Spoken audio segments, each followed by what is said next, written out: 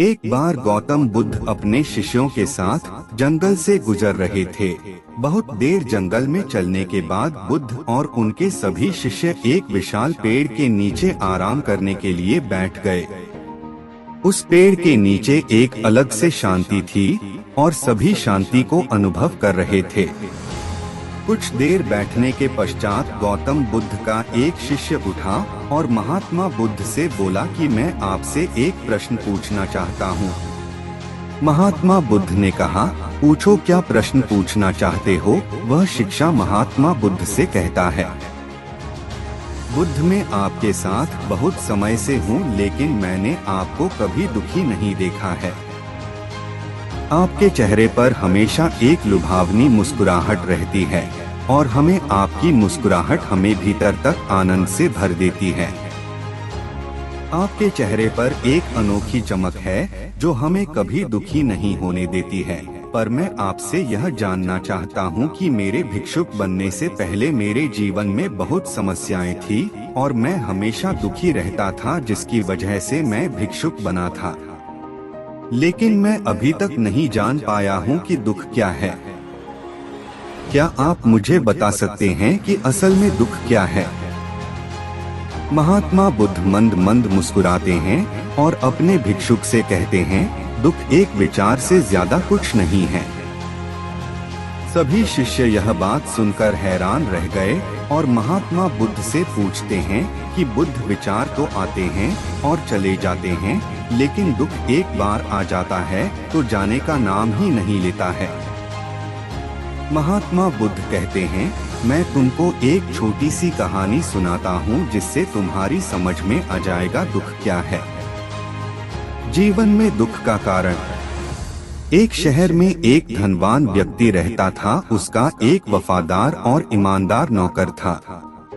वह सेठ अपने नौकर पर बहुत विश्वास करता था। वह सेठ कभी भी अपने नौकर को किसी भी बात पर नहीं डांटता था, क्योंकि उसका नौकर असल में बहुत ही ईमानदार था। एक बार सेठ को किसी काम के लिए दूसरे शहर जाना पड़ा। कुछ दिनों के पश्चात जब सेठ वापस लौटा तो अपने साथ कुछ कीमती सामान लेकर आया और उसने कीमती सामान को अपने कमरे में सजाकर रख दिया और अपने नौकर से कहा कि तुम्हें खास तौर पर इस सामान का ध्यान रखना है, लेकिन ध्यान रखना कि यह सामान टूटे ना, क्योंकि यह मुझे बहुत प्यारा है। नौकर ने मालिक से कहा कि आप चिंता मत करो, मैं इस सामान का अच्छी तरह से ध्यान रखूंगा। अगले दिन नौकर घर की सफाई कर रहा था कि अचानक उसके हाथ से वह कीमती सामान फिसल कर नीचे गिर गया और टूट गया।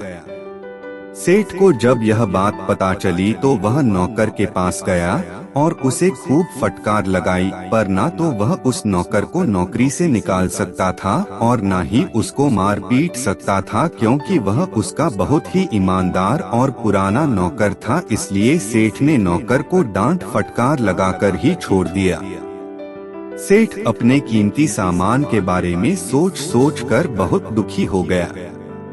रात होते ही सेठ अपने कमरे में सोने के लिए लेट गया, लेकिन बेचैनी के कारण सेठ को नींद नहीं आ रही थी। सेठ बेचैनी की वजह से कमरे से बाहर निकल आया। बाहर आकर सेठ ने देखा कि उसका नौकर बहुत मजे से खर्राटे लेकर सो रहा था। सेठ यह देखकर गुस्से से आग बबूला हो गया। सेठ सोचता है कि इसने मेरी इतनी कीमती चीज तोड़ दी और इसे बिल्कुल भी चिंता नहीं है। मुझे यहाँ नींद भी नहीं आ रही और यह मजे से सो रहा है। यह सोचता सोचता सेठ अपने कमरे में वापस आकर लेट गया। जीवन में दुख का कारण।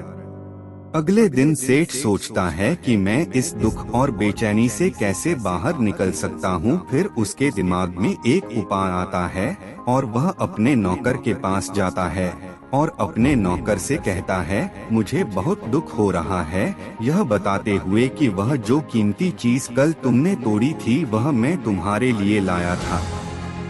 मैं चाहता था कि किसी खास मौके पर वह चीज तुम्हें उपहार में दूं, लेकिन अब क्या कर सकते हैं, अब तो वह चीज टूट गई है।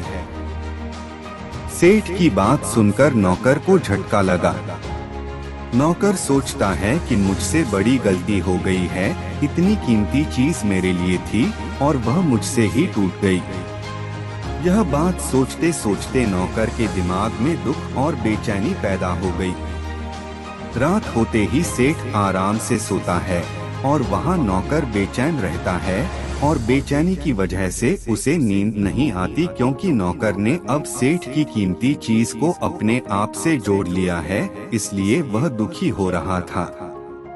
पहले उस नौकर के दिमाग में यह विचार नहीं था कि वह कीमती चीज उसकी है, लेकिन अब उसके मन में यह विचार है कि अगर वह कीमती चीज ना टूटती तो उसकी होती। महात्मा बुद्ध कहते हैं कि दुख केवल एक विचार है, और यह विचार कैसे पैदा होता है? जब हम किसी चीज को अपने साथ जोड़ लेते हैं। हम जिस भी वस्तु को अपने साथ जोड़ लेते हैं, वह वस्तु हमारे दुख का कारण बनती है, लेकिन असलियत यह है कि कोई भी वस्तु हमसे जुड़ नहीं सकती।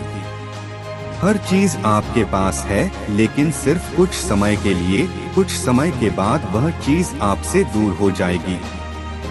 हमें उस होने की घटना को स्वीकार करना चाहिए और आगे बढ़ना चाहिए। शिक्षा हमें इस सुंदर कहानी से यह शिक्षा मिलती है कि हम जिस जीवन या जिन चीजों को अपना समझते हैं, वह केवल कुछ समय के लिए ही हमारी हो सकती हैं। हमें कभी भी इन चीजों को अपना समझकर इस्तेमाल करना नहीं चाहिए। हमें यह सोचकर इस्तेमाल करना चाहिए कि परमात्मा ने यह हमें कुछ समय के लिए ही दिए हैं। अगर हम यह सोचकर जीवन में चलेंगे तो कभी भी दुखी या परेशान नहीं होंगे। दोस्तों, अगर आपको मेरा यह वीडियो अच्छा लगा हो तो कृपया चैनल को सब्सक्राइब जरूर करें।